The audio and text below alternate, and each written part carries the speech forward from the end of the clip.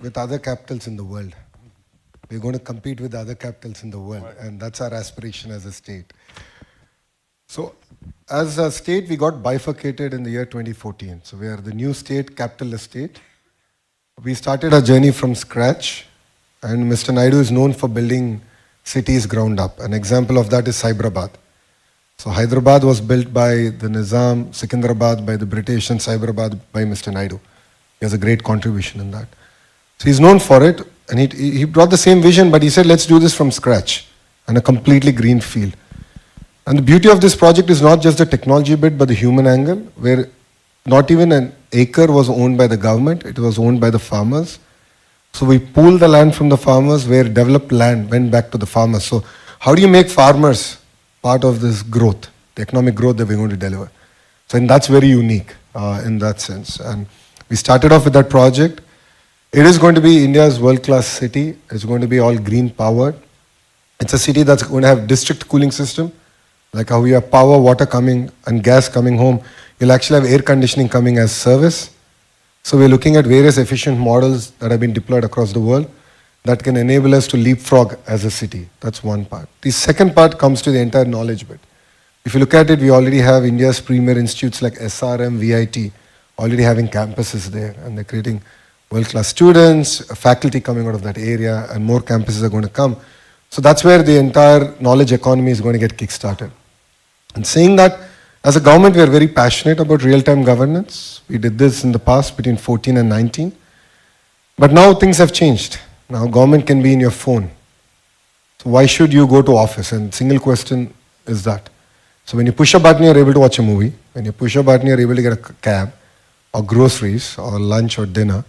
Why can't government be that responsive? And that's a straight question that I get asked by the Honorable Chief Minister.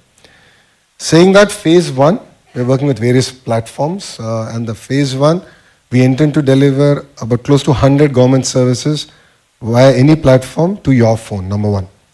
Number two, we want to use AI, and we are in talks, we are actually piloting it. And there are amazing examples of how AI can sort of improve the efficiency of government delivery.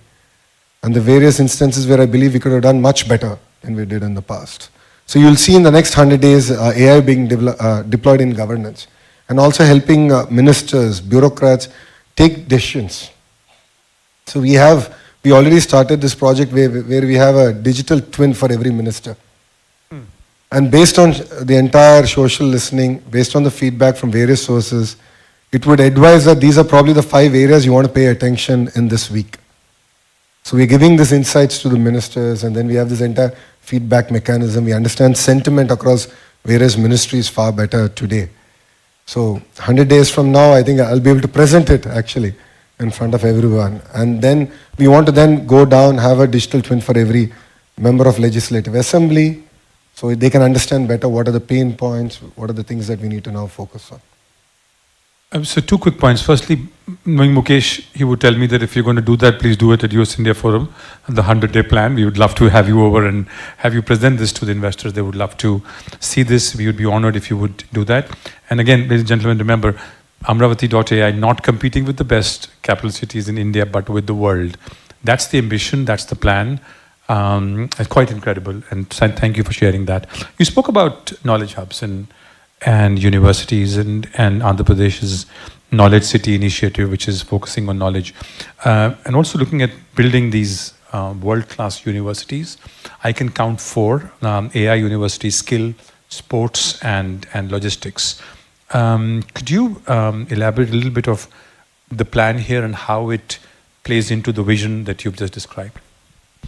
So we're now working with private universities, global universities now to come and invest in our state with a clear vision of what should come in which district. So one university which got added to the list was the entire Civil Aviation University. So we're working with GMR, which is the world's second largest private sector airport operator. And we're working with them on actually building a Civil Aviation University in Visakhapatnam, because that's where we believe that it can be the hub for it, and where 25% of the global workforce can actually come from Andhra Pradesh.